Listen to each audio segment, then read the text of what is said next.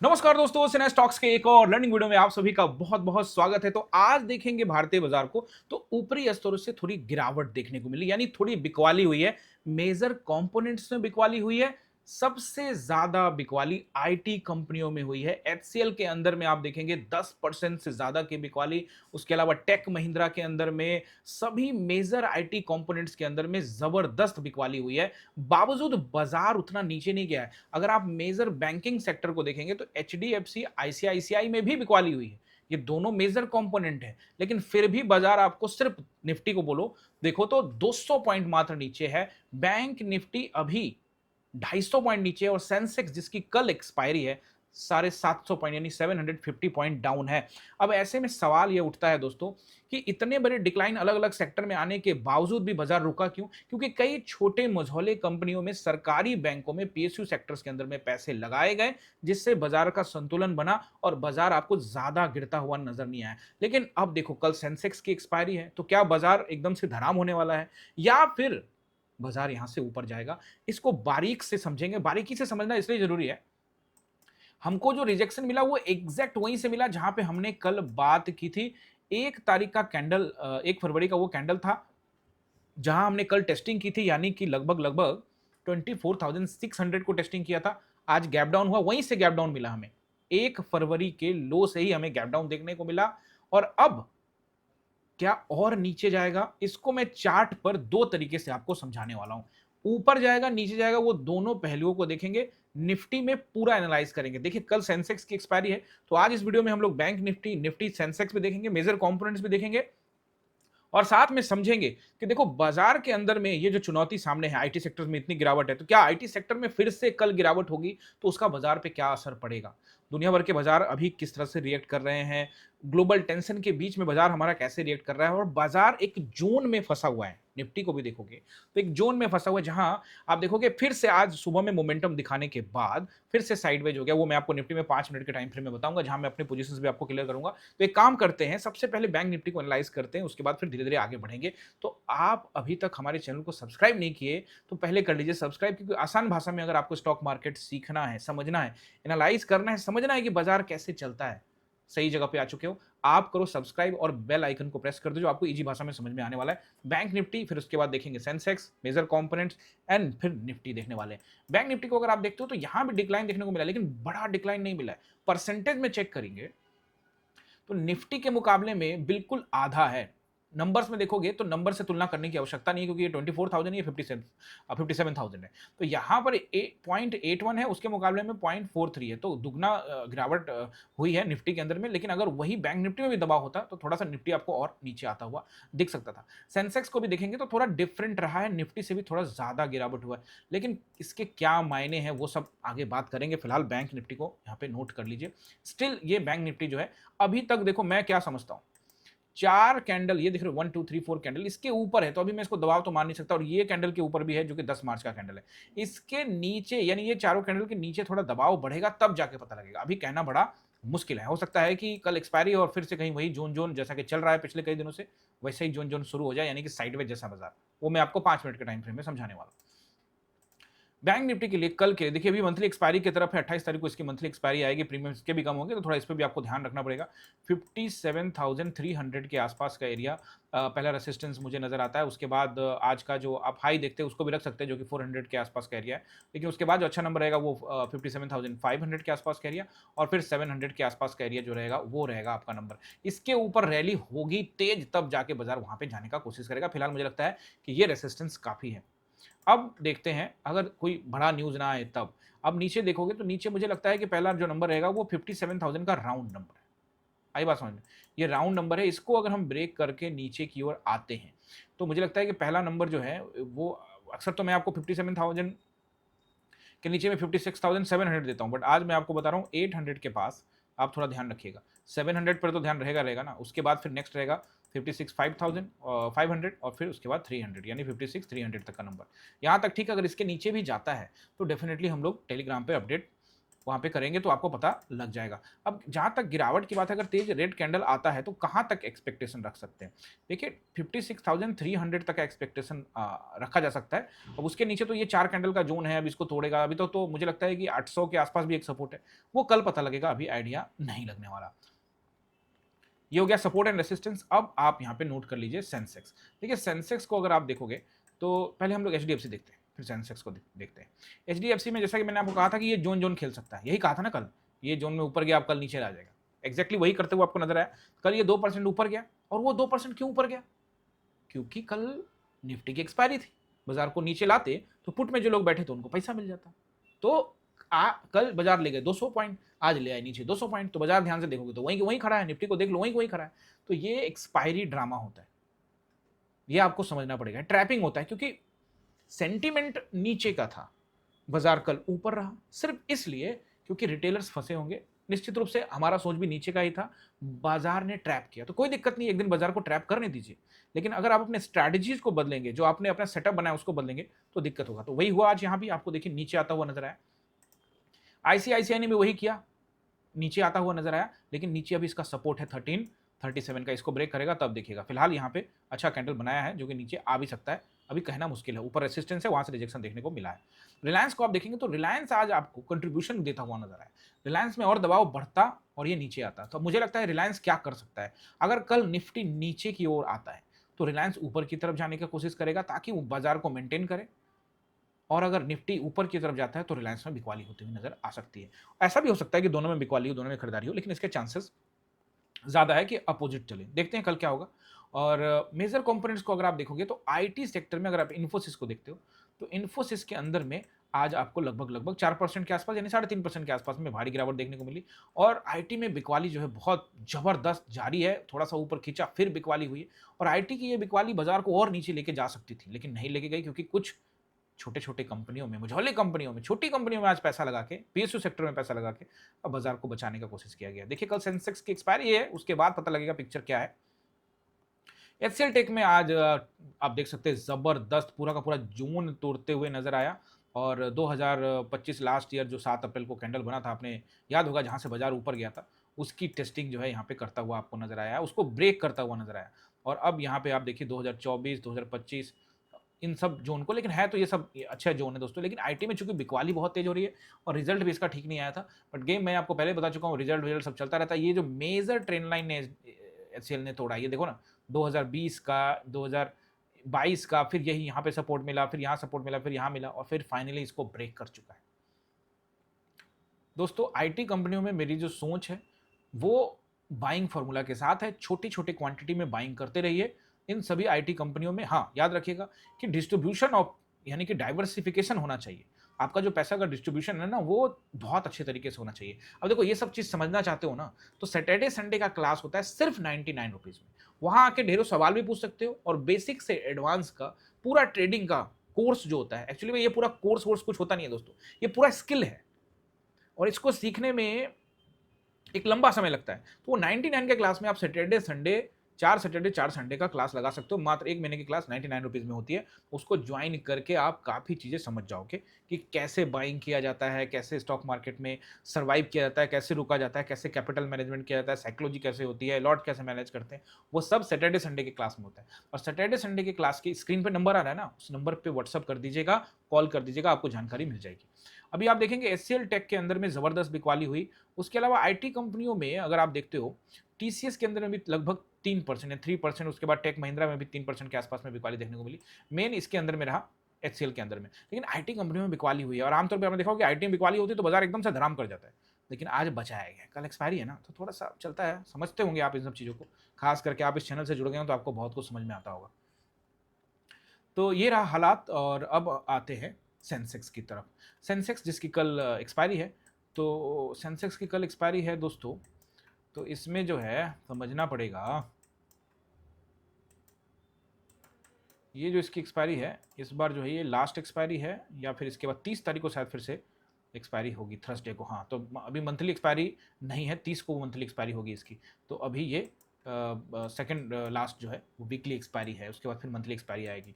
अब कहानी में ट्विस्ट क्या है कि इसको भी वो देखने को तो मिला है, लेकिन ये कल के नीचे क्लोजिंग दिया है। और निफ्टी के कैंडल को देखते हो तो कल के नीचे क्लोजिंग नहीं है, मतलब उसके आसपास है, लेकिन बैंक निफ्टी सेंसेक्स ने कल के नीचे क्लोजिंग दिया है, इंगल्फ करने का कोशिश किया है। निश्चित रूप से यहाँ पे ये कैंडल देखो, मैं निफ्टी में भी प्रॉपर समझाने वाला हूँ कि कितना और नीचे एक्सपेक्टेशन है, आ सकता है, वहां आके टेस्ट करके फिर ऊपर जा सकता है, वो मैं निफ्टी में समझाऊंगा। फिलहाल आप इसको समझो, इसमें नोट करिए सपोर्ट एंड रेसिस्टेंस कल के लिए, एक्सपायरी के लिए। सबसे पहला रेसिस्टेंस जो मुझे यहाँ पे नजर आता है वो रहेगा 78,700 के आसपास का एरिया। उसके बाद 78,900 से लेकर आप उसको 79,000 का राउंड नंबर तक मान के चलिएगा, ये नंबर मुझे सही लगता है। इसके ऊपर अगर बाजार निकलने का कोशिश करता है तो आप एक्स्ट्रा एज दे सकते हैं 300 तक। अब इसके ऊपर चला गया तो फिर रैली ही हो जाएगी, यहाँ तक ठीक है। नीचे का नंबर अगर आप देखते हो तो मेरा एक्सपेक्टेशन है कि मार्केट जो है पहला जो नंबर रहेगा वो नीचे तक का मैं बताता हूँ आपको, 78,300 का नंबर एक रहेगा, फिर राउंड नंबर 78,000 रहेगा, और उसके बाद फिर 77,700 यानी 777। ये जो मुझे लगता है इसकी टेस्टिंग की संभावना जो है वो बढ़ सकती है 77,700 का, अगर दबाव पड़ता है तो। यहाँ पर आपको क्या ध्यान रखना है ना, ये जो तीन कैंडल है इसके लो को अगर निकाल देता है तो दबाव बढ़ेगा, इसके लो की टेस्टिंग करके और फिर बाजार ऊपर जाता है ना तो वो ज्यादा अच्छा होगा। हालांकि निफ्टी में प्रॉपर समझाऊंगा तो समझ में आ जाएगा, नंबर आपको समझ में आ गए। अब आ जाइए निफ्टी के अंदर में।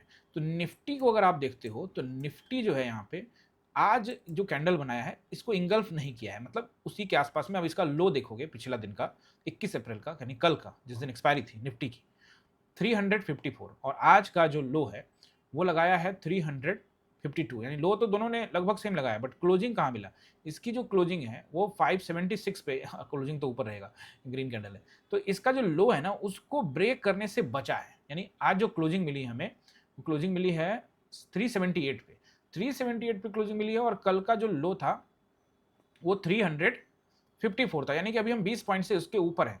अगर इसके नीचे आते तो दबाव बढ़ता, लेकिन बीच में ये कैंडल है, इसके नीचे आ जाएगा तब दबाव बढ़ेगा, तब प्रेशर बढ़ना स्टार्ट हो सकता है। तो क्या मैं एक्सपेक्टेशन करता हूं वो मैं आपको यहां पे समझाने वाला हूं। देखो सबसे पहला जो नंबर्स तो मैं आपको बताता हूं, उससे पहले जो एक्सपेक्टेशन है मेरा वो मैं आपको बताऊं, और बाजार किस तरह से चलेगा वो भी देख लेते हैं। मैंने आपको कल भी बताया था कि खड़ी चढ़ाई पर मुझे भरोसा नहीं है, बीच बीच में गिरावट जरूरी है, और गिरावट से अच्छा है कि रिट्रेसमेंट जरूरी है।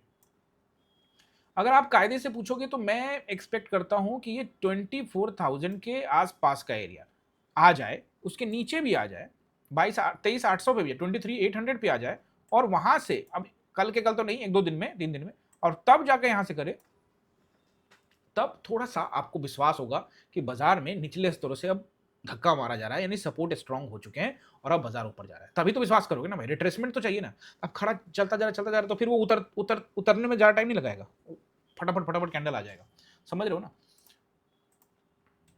और आप कहोगे कि उधर किसी का युद्ध हो गया इसलिए गिर रहा है, भाई बाजार को कैंडल स्टिक से चीजों से समझो, रेसिस्टेंस से समझो, कैसे रेसिस्टेंस काम करता है वो समझो। अभी यहां पर जो आपको समझना है, जो मुझे लगता है पहला क्या क्या हो सकता है, देखो पहला तो ये 360, कल आपको याद होगा मैंने बताया था कि 360 एक अच्छा सपोर्ट है, इसमें कोई दो राय नहीं है। हमेशा याद रखना 360, कोई भी नंबर ले लो, 24,000, 25,000, 26,000, 27,000, 28,000, what ever the number, 360 is a really important number, इसको याद रखना। 360, 460 हमेशा अच्छा नंबर होता है। 360, 460 कितनी बार बताया है, 600 से लेके 660, 800 से लेके 860, ये नंबर बस याद रखो, ठीक है। अभी आपको अगर मान लो नीचे आता है तो कौन कौन से कैंडल है, देखो एक तो ये है, ये देखिए, ये जो कैंडल का हाई है जो कि है 15 ऑफ अप्रैल का, इसका हाई है 280, तो इस पर निगाह रखना, 280 पर इसकी टेस्टिंग हो सकती है। इसको भी निकालता है तो फिर ये वाला कैंडल का लो जो कि है 20 अप्रैल का, जिसका लो है 240, 240, इसको निकालेगा तब जाकर प्रेशर बढ़ेगा, यानी कि एक्सपेक्टेशन पहला क्या रहेगा, 260, 80 टू 240 के बिटवीन में, ठीक है। अगर रिट्रेसमेंट करना है तो अच्छा रिट्रेसमेंट चाहिए तो आपको मिलेगा 24,100 का नंबर, और 24,100 का नंबर क्या है, इन दोनों कैंडल का लो है, चेक कर लो, और इन तीन कैंडल, ये दो मेन कैंडल है, इसका हाई है। यहां मैं लाइन लगाऊं, ये देखो, ये है ना 24,095, यानी 100 के आसपास का एरिया, 20 पॉइंट ऊपर नीचे चलेगा, 20 पॉइंट ऊपर नीचे होगा। ये है अच्छा रिट्रेसमेंट पॉइंट। अगर यहां से भी ऊपर चला तो अच्छा है। वैसे तो बहुत अच्छा ये रहेगा कि यहां से रिट्रेसमेंट कर, लेकिन अगर इसके नीचे जाता है तो दबाव और बढ़ सकता है। यानी मेरा जो एक्सपेक्टेशन है, अगर रिट्रेसमेंट करना चाहता है तो पहला नंबर जो आपको दिया मैंने वो दिया 240 280, यानी कि 24,000 आगे लगा लो भाई, हो ना। दूसरा नंबर जो मैं आपको बोल रहा हूं 24,100 के आसपास के लिए। अगर इसकी टेस्टिंग करके और फिर रिट्रेसमेंट किया और करके ऊपर जाता है तो अप ट्रेंड के बारे में सोचा जा सकता है, लेकिन उससे पहले नहीं। हाँ, अब ये हो सकता है क्या कि यही 3 कैंडल का यहीं पर 360 पे ही सपोर्ट बना के ऊपर चला जाए बाजार। 360 पर सपोर्ट बना के अगर बाजार ऊपर जाता है तो जा सकता है और अप ट्रेंड इसको भी मान सकते हैं, लेकिन उतना कॉन्फिडेंस के साथ में नहीं। थोड़ा यहां पर डाउट क्रिएट हो सकता है। समझ रहे हो ना मेरी बात। रिट्रेसमेंट एक अच्छा होता है ना, जिससे ये पता लगता है कि नीचे का बेस स्ट्रांग है, सपोर्ट अच्छा है, तभी तो विश्वास करोगे ना भाई सपोर्ट अच्छा है। और किसी का टेस्टिंग होगा तब तो पता लगेगा चट्टान मजबूत है। बॉल को फेंकोगे टप्पा में, बॉल को नीचे फेंकोगे, टप्पा नीचे पड़े नहीं, अब वहीं से बॉल वापस आ जाए तो ये कैसा हुआ? ये तो दिक्कत है ना भाई। नीचे फिर उसको जाने ही जाना है। समझ रहे हो ना। फाइनली बाजार जो है वो बॉल को मान लो ऊपर फेंक देते हो बॉल को, तो फिर नीचे वो एक बार टेस्टिंग करने आएगा था। अब बार बार हाथ पे रोक ले रहे हो तो कब तक रोकेंगे? एक बार वो नीचे की तरफ आपको आता हुआ नजर आ सकता है। बहरहाल जो भी होगा आपको नजर आएगा। ये मेरे कुछ सोच है जो मैं आप लोगों को शेयर करता रहता हूँ, जिससे आप लोगों को समझ में आएगा। क्या समझ में आएगा? कि किस तरह से एनालाइज किया जाता है। समझ रहे हो? अब देखो, ये हो गया क्लियर। अब यहां पर इसको लाइन को हटा देते हैं, ठीक है। पहला सपोर्ट एंड रेसिस्टेंस आप लोग यहाँ पे नोट करिए दोस्तों। उससे पहले रिक्वेस्ट है आप सभी का कि पिछले कुछ दिनों से मार्केट जब लर्निंग वाले भी होते हैं ना, अर्निंग पर पूरी तरह से डिपेंड करते थे।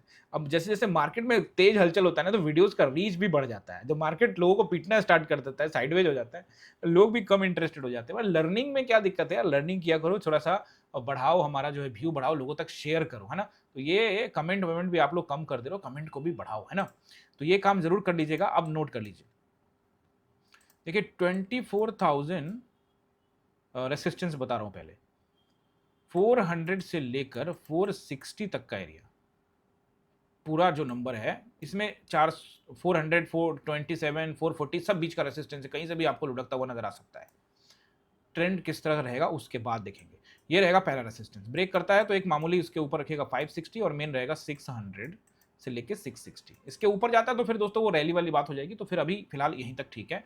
नीचे सपोर्ट को अगर देखते हो तो पहला सपोर्ट जो मुझे नजर आता है, एक तो फ्लैट खुलता है तो 360 से लेकर 280 तक पर ध्यान रखना। चलो नोट कर ही लो, बताया था ना पहले आपको। पहला सपोर्ट जो मुझे यहां पे नजर आता है 24,280 से लेकर 240 के बीच का एरिया, यही मुझे सही लग रहा है।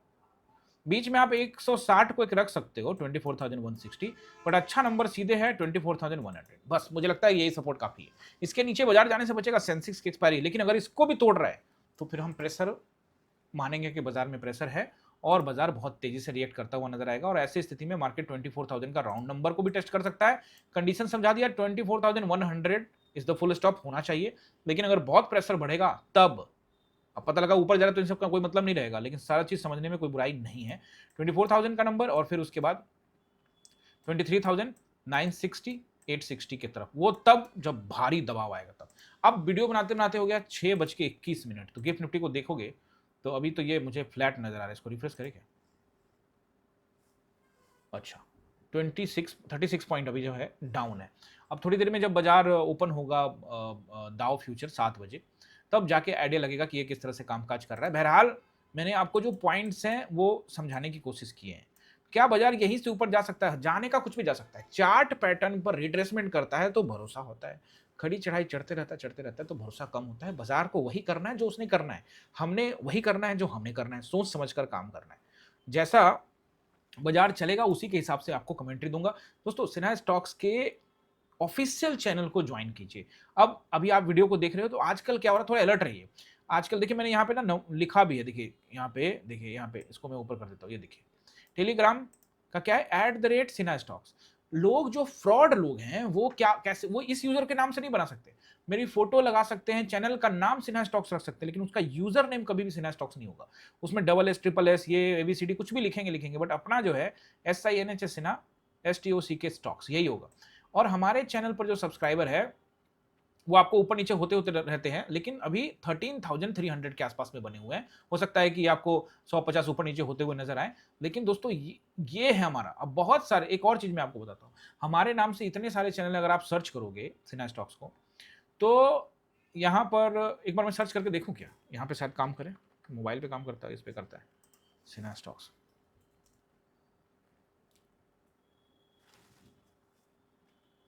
ये सब तो हमारे अलग अलग चैनल है, तो ये तो नहीं है, यहाँ से नहीं होगा, मोबाइल पे शायद देखने से पता लगेगा। तो आपको खुद पता ही होगा, बहुत सारे सिन्हा स्टॉक्स के जो चैनल है वो फ्रॉड लोगों ने बना रखे हैं। उनके हाँ उनको क्या समझना है, वहां देखोगे ना तो वहां 20,000 सब्सक्राइबर, 25,000 सब्सक्राइबर, पता नहीं 50,000, 1 लाख सब्सक्राइबर भी हो सकते हैं, लेकिन उनको व्यूज नहीं मिलेंगे दोस्तों। यहाँ जो मैं मैसेज डालता हूँ, देखो सबसे पहले सुबह गुड मॉर्निंग का मैसेज डाला, इस पर देखो कितने व्यू है, 3.9K। यानी यहाँ जो विजिटर है, ये आई का निशान बना हुआ, यहाँ दिख रहा है आपको, ये देखो मैं आपको दिखाता हूँ, ये देखो, ये देख रहे हो 3.9K और आई का निशान बना हुआ है। इसको मैं आपको प्रॉपर ब्लैक कलर में दिखाता हूँ, तब आपको दिखेगा, ये देखिए। इतना विजिटर नहीं होगा उनके पास, उनके सब्सक्राइबर जरूर होंगे 24, 25, 1 लाख हो सकते हैं, बट व्यू में आप देखोगे ना वहाँ पे तो 20, 25, 30 होगा।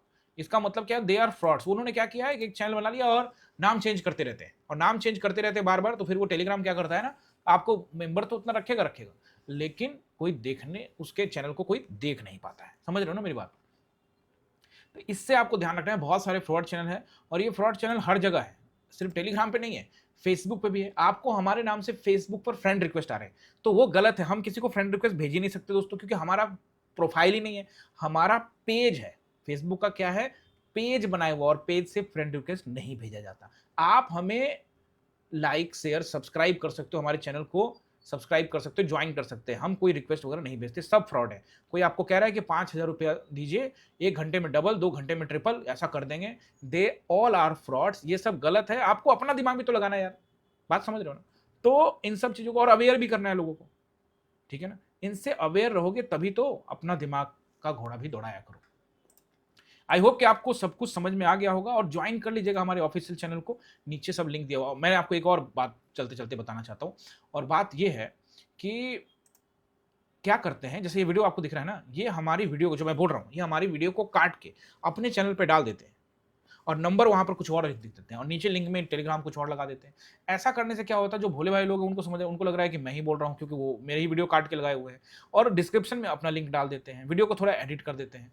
तो आपको थोड़ा दिमाग लगाना ही पड़ेगा। हमारा वेबसाइट भी है sinastocks.com, और वहां पे जाके भी आप जानकारी ले सकते हो, जैसे मैं आपको यहाँ पे खोल के दिखाता हूँ, देखिए sinastocks.com पे जाएंगे तो यहाँ पर भी आपको सारी के सारी जानकारी आपको यहाँ पे मिल जाएंगे। यहाँ पे हमारा ऑफिशियल नंबर वगैरह सब आपको मिल जाएगा। तो आप लोग भी अलर्ट रहें, और अपने दोस्तों को भी अलर्ट रखें, जहाँ भी शेयर करते हैं उनको भी अलर्ट करें। आई होप कि आपको ये वीडियो अच्छा लगा होगा, और चलते चलते आपसे रिक्वेस्ट है कि चैनल को अभी तक आपने ज्वाइन नहीं किया, सब सीख रहे हैं, अच्छा लग रहा है, तो चैनल को कंट्रीब्यूट भी करिए, और एक्सक्लूसिव कंटेंट भी देखिए। और चैनल ज्वाइन करने के कितने बेनिफिट है, एक आप चैनल को कंट्रीब्यूट कर पाएंगे जहाँ से आप सीख रहे हैं, दूसरा आप एक्सक्लूसिव कंटेंट देख पाएंगे, और तीसरा आप 99 वाला जो क्लास होता है सैटरडे संडे के क्लास में भी आपको एक जो है एंट्री मिल जाएगी। तो और इस विषय में जब जानकारी आपको चाहिए होगा तो वो आपको नंबर आ रहा है स्क्रीन पे, उस पर बात कर लीजिएगा। तो इसको आप ज्वाइन कर लीजिए। ज्वाइन करना बहुत आसान है, सिंपल ज्वाइन बटन पे क्लिक करिए, एकलव्य, अर्जुन और द्रोणा 3 प्लान में से कोई भी चूज करिए, चैनल को कंट्रीब्यूट करिए। मिलते हैं किसी और वीडियो में, आप सभी का बहुत बहुत धन्यवाद।